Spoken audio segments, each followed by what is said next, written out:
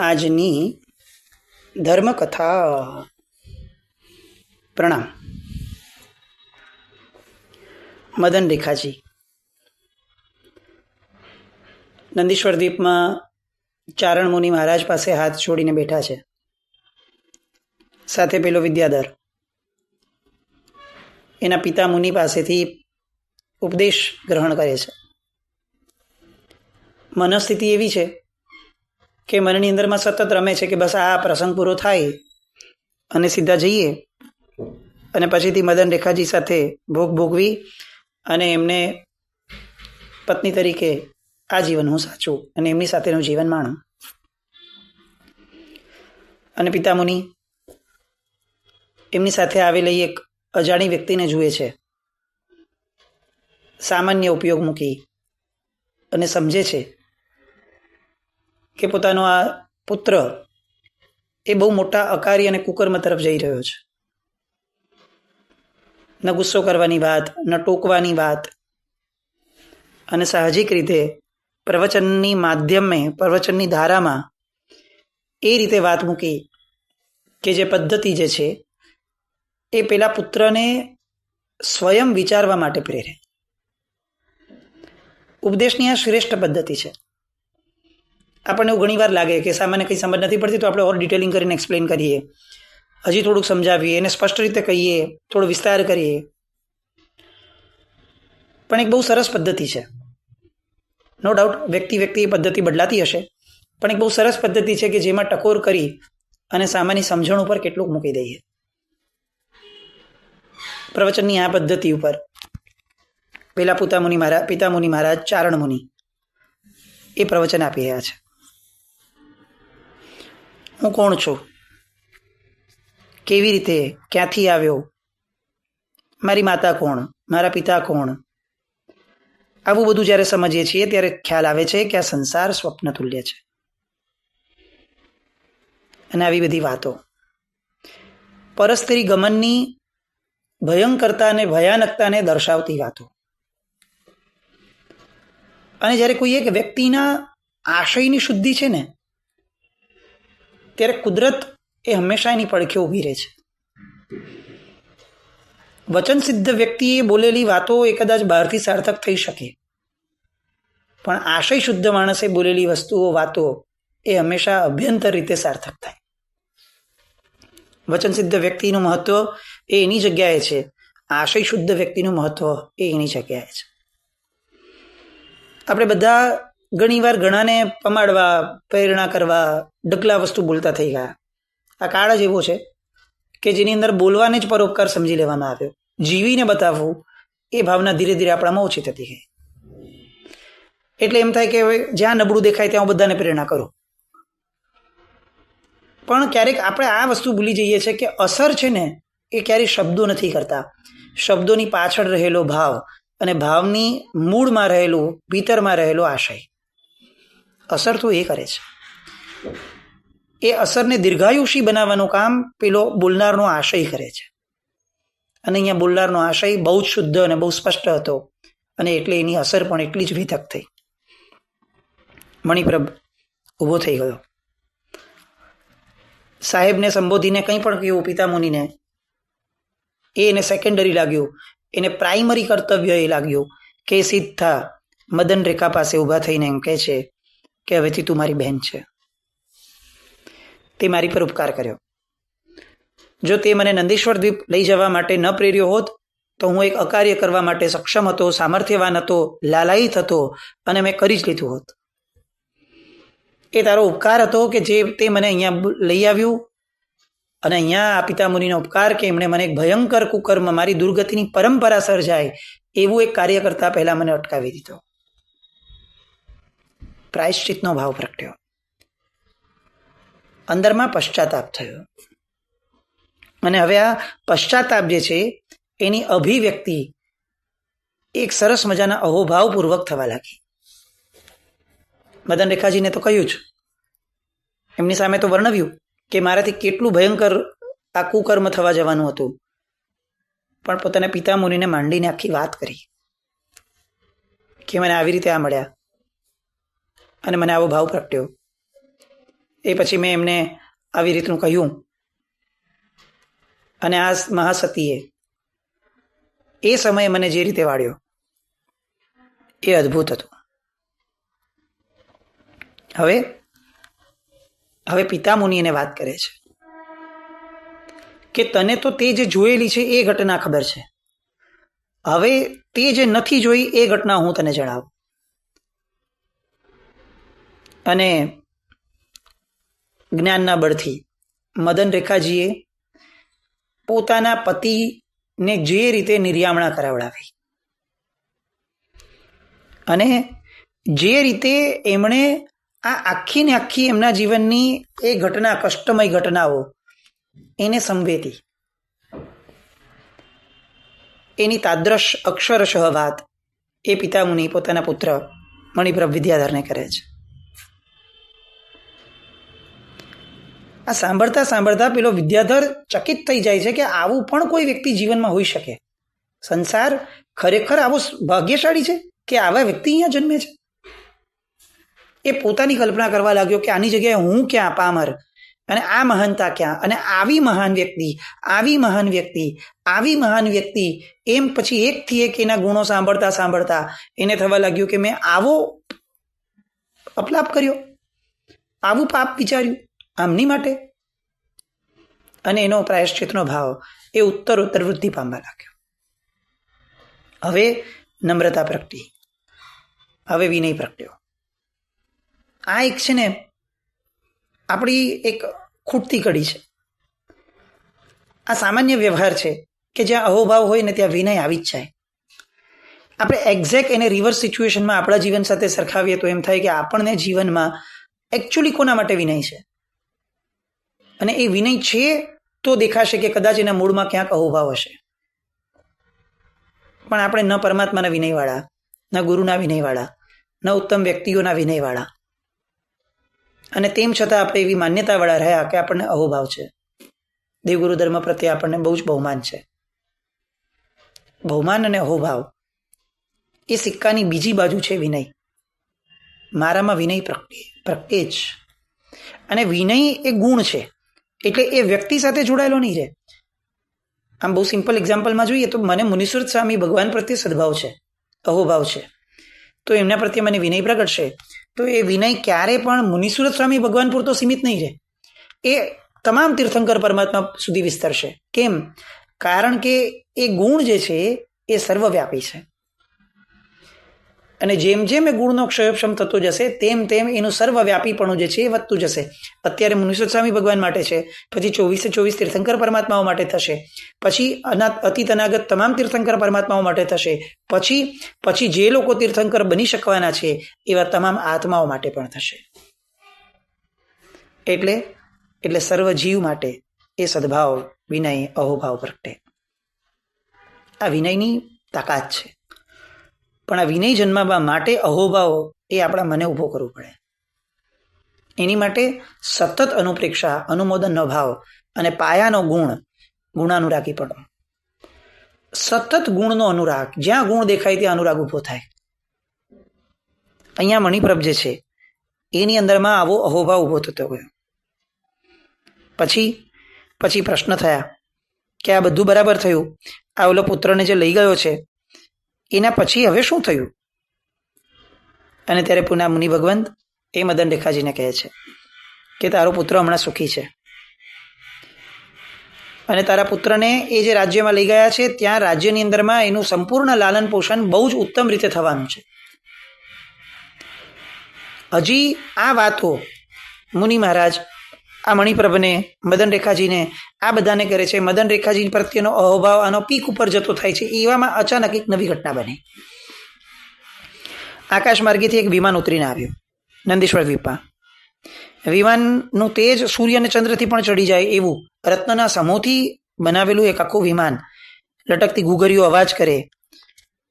તેજ વ્યાપી ગયું આજુબાજુ બધે, આમ આંખો અંજાઈ જાય એવું તેજ.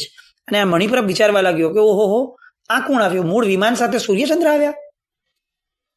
અને હજી એ વિચાર કરે છે ત્યાં જ એટલામાં એ વિમાનમાંથી એક મહા તેજસ્વી, અનેક આભરણથી શોભતો અને ગંધર્વ દેવો એ જેના સેવકો બનીને ગુણ ગાઈ રહ્યા છે એવો એક દેવ ઉતર્યો ઉતરી અને મદન રેખાજીને 3 પ્રદક્ષિણા આપી અને એના ચરણે નમ્યા. પછી એણે મુનીશ્વરને નમસ્કાર કર્યા અને એમની પાસે ધર્મશ્રવણ કરવા બેઠો. મણિપ્રભે આખી ઘટના જોઈ. આ શું રીત છે? મુનિ ભગવંત, જ્ઞાની ગુરુ ભગવંત બેઠા છે, માણસ એનામાં આટલો વિનય નથી કે સૌથી પહેલા ગુરુ ભગવંતને પ્રદક્ષિણા આપે, ગુરુ ભગવંતને વંદન કરે, અને ગુરુ ભગવંતની સામે બેઠેલી સ્ત્રીની પ્રદક્ષિણા આપે છે. ભલે એ મહાસતીજી છે, અત્યારે એમના મનમાં અહોભાવ પીક ઉપર છે મદન રેખાજી માટે, પણ એટ ધ સેમ ટાઈમ એમનો વિવેક પણ જાગતો છે કે ગમે તેટલો અહોભાવ હોય, ગુરુ ભગવંતની સામે એ અહોભાવને જે રીતે વ્યક્ત થાય એ રીતે જ કરવો જોઈએ, એથી વિશેષ ન કરી શકાય. આ વિવેક છે. તમે એના મનની સ્થિતિ અત્યારની સમજો. એને અત્યારે પીક ઉપર બહુમાન છે મદન રેખાજી માટે. પેલા મુનિ ભગવંતે પણ એ બહુમાનને વારંવાર પુષ્ટિ કરી છે, અને તેમ છતાં પેલા દેવે મદન રેખાજીની પ્રદક્ષિણા આપી, એ એનાથી સહન ન થયો. આ વાત સમજાય છે કે આપણી ગમે તેટલી ઈચ્છાઓ, આપણી વિચારધારાઓ, એ બધા કરતા ઉપર ભગવાનના શાસનનો સિદ્ધાંત છે. એ વાત ક્યારેય ન ભૂલાય એ વિવેક છે. આજની આપણી પરિસ્થિતિને જ્યારે આ વાત સાથે કમ્પેર કરીએ ને, તો આપણે બહુ જ દરિદ્ર લાગશું. કોઈ સ્વજન મળી ગયું, કોઈ ધનિક વ્યક્તિ મળી ગયું જિનાલયમાં, તો આપણું મન સતત એમ ખેંચાણ કરશે કે ભાઈ શાતા તો પૂછવી જોઈએ. એમ થોડી ચાલે. અને તમે વિચારો, જે વ્યક્તિના જ્ઞાનમાં સમજણમાં છે કે દેરાસરમાં ભગવાનની સામે મહાત્માને વંદન ન થાય, આવી જેની સમજણ પણ છે, જેનું આચરણ પણ છે, એ જ વ્યક્તિ ભગવાનની સામે કોઈ એક શ્રાવકને, જેનો સ્વજન હોઈ શકે, પૈસાદાર વ્યક્તિ હોઈ શકે, ઓળખીતો વ્યક્તિ હોઈ શકે, કોઈ પણ હોઈ શકે, એ શ્રાવકને સાતા પૂછવાની કે એની હારે વાત કરવાની એને જરાય એને વાંધો જ નથી. એને એ ખ્યાલમાં છે કે મહાત્માને વંદન ન થાય, મહાત્મા સાથે પણ એ વ્યવહાર ન થાય કે જે ભગવાનની હાજરીમાં ઉચિત નથી. પણ એ બેધ્યાન છે કે હું ભગવાનની સામે કોઈ શ્રાવક સાથે કે શ્રાવિકા સાથે કેવી રીતે વાત કરી શકું. આ અનુપયોગ, આ અવિનય, આ અવિવેક એ પેલા મણિપર વિદ્યાધરમાં નહોતો. એની લાગણીઓ જોડાયેલી હતી મદન રેખા સાથે, ના જ નહીં, પણ લાગણીઓ એ વિવેકપૂર્વકની હતી. આપણને કોઈ વ્યક્તિ ગમી ગયો, એના પ્રત્યે સદભાવ થયો, તો ભગવાનના શાસનના સિદ્ધાંતોથી ઉપર જઈ અને એ વ્યક્તિ પ્રત્યેના અહોભાવને વ્યક્ત કરવું, એ સિદ્ધાંતનો અપલાપ છે. એ ભગવાનનો અવિનય છે, એ માર્ગનો અવિનય છે. અહીંયા મણિપ્રભ આપણને એ વાત શીખવે છે. એને નહીં ગમ્યો અને તરત જ એને ગુસ્સો ચડ્યો. અસંબદ્ધ કાર્ય છે આ કઈ રીતે ચાલે? અને તરત એ સાહજિક રીતે એના મુખમાંથી નીકળ્યો કે દેવો પણ જ્યારે અનિતિના માર્ગે ચાલતા હોય ત્યારે એમાં અમારો શું દોષ? મને અનિતિના માર્ગે ચાલવાનું મન થયું, આ મદન રેખાને જોઈ અને મારા મનમાં વિકાર જાગ્યો.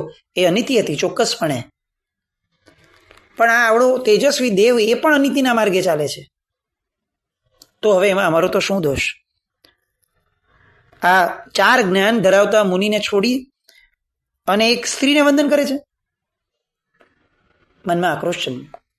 દેવ છે, દેવને તો શું કહી શકાય, એટલે પોતે સ્વગત આ ઉચ્ચારણ કરે છે અને પોતાની અભિવ્યક્તિ એ પોતાના પિતા મહારાજની સામે કરે છે. આવું ચાલે? અને એ સમયે પેલા દેવ મૌન રાખે છે અને પેલા મુનિ, 4 જ્ઞાનના ધણી એવા મુનિ, એ મણિપ્રભને ટોકે છે કે તું આવું ના બોલ.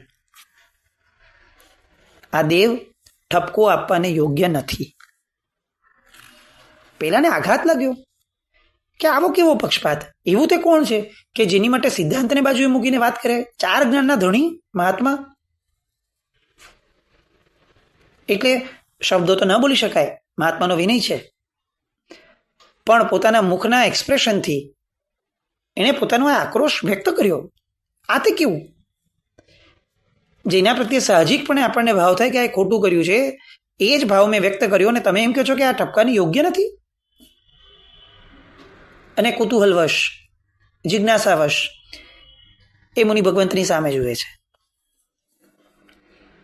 અને એ મુનિ ભગવંત પોતાના એ પવિત્ર મુખમાંથી પરિચય આપે છે કે જ્યારે આ મદન રેખાના સ્વામી યુગબાહુને એના ભાઈ મણિરથે માર્યો, એ વખતે આ સ્ત્રીએ જે પોતાના પતિને મધુર વચનો દ્વારા આરાધના કરાવી અને સમાધિ આપી હતી, એ સમાધિના આધારે એનો પતિ એ શુભ અધ્યવસાયમાં મૃત્યુ પામ્યો, 5મા દેવલોકમાં ગયો અને ઇન્દ્રનો સામાનિક દેવ થયો. સામાનિક દેવ એટલે ઇન્દ્ર સમાન વૃદ્ધિ જેની હોય, વૃદ્ધિ હોય એવો દેવ. અને એ દેવલોકમાં ઉત્પન્ન થતા એને પોતે પોતાના બહુ પ્રત્યેકી અવધિ જ્ઞાન એનો ઉપયોગ મૂક્યો અને ઉપયોગ મૂકતા એને જણાયું કે મને અહીંયા સુધી પહોંચાડનાર કોણ? તો કે મારી પત્ની, મારી ઉપકારી પત્ની. અને એ અત્યારે ક્યાં છે? તો એ અત્યારે અહીંયા નંદીશ્વર દ્વીપમાં છે. એટલે નંદીશ્વર દ્વીપ આવ્યા અને એને જેને ધર્મ પાડ્યો છે એની ધર્મ આચાર્ય થઈ, એની ગુરુ થઈ, અને એટલે એને વંદના એ પણ યોગ્ય વંદના છે. આ વાતો છે ને આપણને કેટલી ડાયજેસ્ટ થશે ખબર નથી, પણ જો તત્વથી આપણે વસ્તુઓને સમજશું ને તો આપણને ખરેખર ખ્યાલ આવશે કે આખું ને આખું ભગવાનનું શાસન છે ને એ વિવેકના આધારે જ ચાલે છે. એટલે 67 બોલની સજ્જાઈ વગેરે આવે છે ને, એની અંદરમાં સમ્યક દર્શનના જે આભૂષણ રૂપ ગુણો કયા, એમાં બહુ મુખ્ય સ્થાન ઉપર વિવેકને મૂક્યો. ઉપમિતિ બહુ પ્રપંચ કથા, જેમાં બધા જ ગુણ અને દોષ એનું આખું ને આખું સરસ નાટ્યાત્મક વર્ણન છે. એમાં ધર્મના બાપ તરીકે, ધર્મના પિતા તરીકે કોને મૂક્યો? તો કે વિવેક. વિવેક એ ધર્મનો પિતા છે. તો આ વિવેક સમજ્યા વિના ધર્મ આવે ને એ શોભનીય નથી. પિતા વિનાનો પુત્ર એ ક્યારે પણ સજ્જન પુરુષોને ઇષ્ટ નથી થતો. એમ વિવેક વિનાનો ધર્મ એ ક્યારે પણ સજ્જન પુરુષો માટે યોગ્ય નથી થતો. અને અહીંયા આપણને આ વિવેક એ અપ્રતિમ રીતે એક આ દ્રષ્ટાંતની અંદરમાંથી સમજાય છે. પેલો દેવ આવ્યો, એને પ્રદક્ષિણા કરી તો આનો વિવેક જાગ્યો, મણિરથ વિદ્યાધરનો, કે આવું ન કરાય. અને એ સમયે આ મણિરથ વિદ્યાધરના વિવેકને એક દિશા આપવા માટે પેલા 4 જ્ઞાનના ધણી એવા મુનીશ્વરે એને બીજો વિવેક આપ્યો કે વાત તારી સાચી છે, ન કરાય સામાન્ય સંજોગોની અંદરમાં, પણ મૃત્યુ સમયની સમાધિ આપનાર એની ધર્માચાર્ય થઈ. એના વ્યક્તિગત જીવન માટે એ મારા કરતાં વધુ ઉપકારી એ આ છે. કેમ? કારણ કે એની આખીને આખી ભવ પરંપરા બદલાવનાર એ આ સ્ત્રી છે. હવે જ્યારે પણ મોક્ષે જશે ત્યારે એના મૂળ નિમિત્તોની અંદરમાં બહુ ગાઢ નિમિત્ત એ આ મદન રેખાજી થવાના. સમાધિદાયક વ્યક્તિની ગરિમા શું છે આ ભગવાનના શાસને આપી છે. આ એનું દ્રષ્ટાંત છે. નિર્યામણા, આપણે ઘણું ઘૂંટ્યું, ઘણી વાતો કરી નિર્યામણાને લગતી, પણ નિર્યામણા એ હકીકતમાં ભગવાનના શાસનનું કેવું આભૂષણ છે એ આપણને આ દ્રષ્ટાંતથી સમજાય છે. તમે વિચારો, 4 જ્ઞાનના ધણી સામે બેઠા છે, મુનીશ્વર છે, વેશધારી છે, મહાવ્રતધારી છે, અને તેમ છતાં એ જ જસ્ટિફિકેશન આપે છે કે મારી સામે મને વંદન કરતા પૂર્વે અગર આ એક સ્ત્રી તરીકે બેઠેલી શ્રાવિકા એની પ્રદક્ષિણા થાય છે તો પણ એ વિવેક છે. કેમ? કારણ કે એણે એને નિર્યામણા કરાવડાવી અને એની આખી વહુ પરંપરાને બદલાવડાવી છે. નિર્યામણા નામના ધર્મનો કમાલ એ આપણી સમજણની બહારનો છે. આજે આપણી માટે એક સામાન્ય વાત છે કે ભાઈ કોઈ આવું થતું હોય તો ઠીક છે, આપણે જઈ આવીએ, પણ આ ધર્મ સામાન્ય નથી. એ અતિ અતિ અતિ અતિ અસામાન્ય ધર્મ છે.